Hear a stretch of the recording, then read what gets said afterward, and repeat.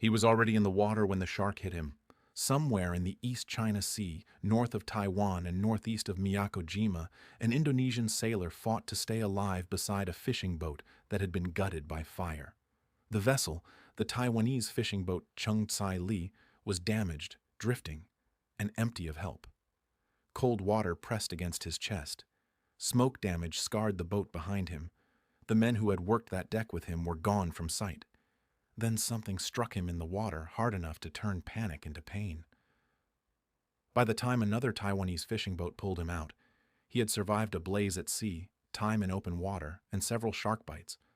4 other crewmen were still missing. What happened aboard the Chung Tsai Li was never publicly described in the kind of detail people usually want from a survival story. There was no long first-person interview, no polished reenactment, no clean sequence laid out by the survivor himself in the English language reporting that followed. What was confirmed was blunt enough. On January 4th, 2014, Taiwanese authorities were informed by the Japan Coast Guard that the 26-ton fishing boat was drifting about 35 nautical miles northeast of Miyakojima in Okinawa Prefecture. The boat was partially destroyed and showed evidence of a fire. One Indonesian sailor had been rescued by another Taiwanese fishing boat. He had sustained several shark bites. The weather was cold. 4 crewmen were missing.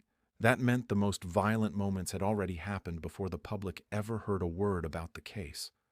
At some point before authorities were notified, something had gone wrong aboard the Chung Tsai Li badly enough to leave the vessel fire-damaged and drifting in open water. At some point during or after that emergency, at least 1 crewman ended up in the sea. In those waters, that was already enough to kill a man even without flames or injury. The East China Sea in January was not forgiving. Once a fisherman went over the side or was forced off a burning boat, the fight changed immediately. It became a fight against cold, exhaustion, swallowing seawater, losing sight of the vessel, and watching every minute pass without knowing whether another boat would appear in time. The survivor did not have the luxury of thinking about the whole disaster in neat order. Men in his position never do. Survival at sea narrows life down to brutal, immediate decisions. Keep breathing. Stay afloat. Stay near anything that floats. Do not waste strength. Do not let fear burn through what little energy is left. If flames had forced him overboard, then the shock would have come in layers. First, the heat and confusion on the boat, then the plunge into cold water, then the realization that the vessel was no longer a safe place to return to, then the empty horizon, where rescue could not be summoned by shouting. And then there was the shark. Taiwanese officials later said he had sustained several shark bites, but no public report gave a more detailed medical description. Even that one confirmed fact says enough. A shark attack in open water does not arrive like the danger people imagine from movies, with warning music and a clear view of the animal circling below. Most real victims understand only fragments in the moment: a blow, a tearing pain, sudden blood, the certainty that something alive has found them in the water.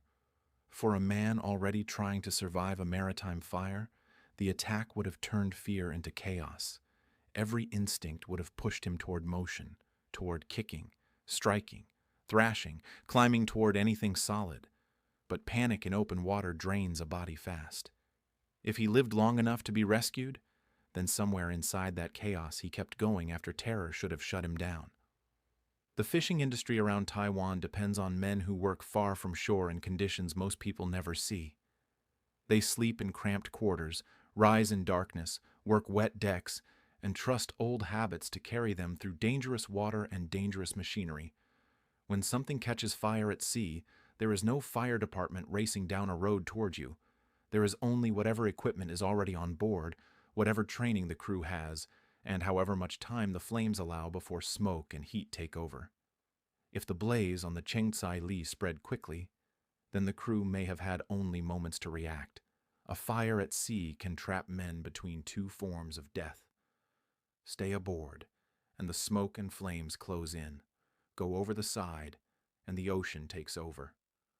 By noon on Saturday, the Japanese side had alerted Taiwan that the boat was adrift. The reported position placed it well away from immediate safety, out in the stretch of sea where a drifting vessel could easily become just another small shape against a horizon. Two Taiwanese Coast Guard vessels and two Japanese vessels joined the search for the missing men: a Taiwanese skipper, a Taiwanese sailor, and two Indonesian sailors. Officials admitted the truth with almost clinical simplicity. They had no luck so far. They were racing against time because the weather was cold. That line carries more weight than officials usually mean it to. Cold turns survival into a countdown.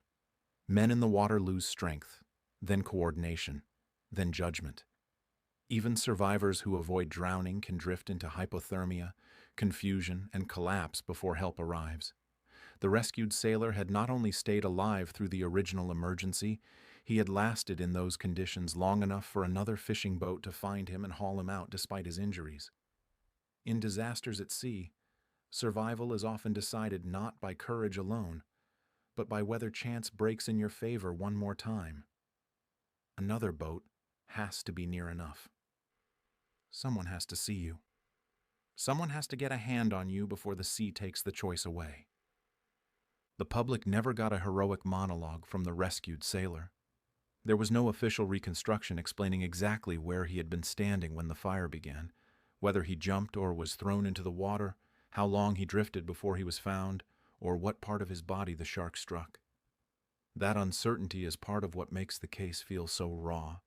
It stayed close to the reality of working fishermen, where disasters often reach the public only in fragments carried ashore by coast guards and wire services.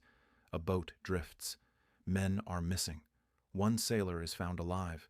He has shark bites. The rest has to be imagined only in the narrow spaces that verified facts leave behind. Even so, those facts are enough to understand the shape of what he endured.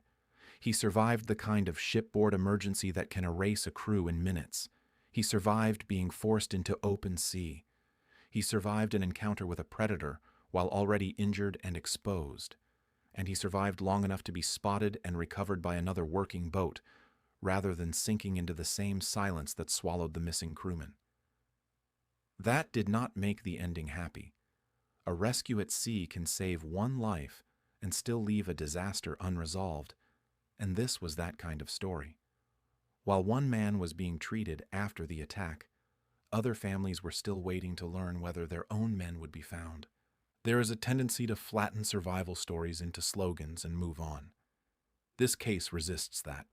The rescued Indonesian sailor was not a symbol when he was in the water. He was a man in pain, in sea, trying not to die after a fishing boat apparently caught fire beneath him.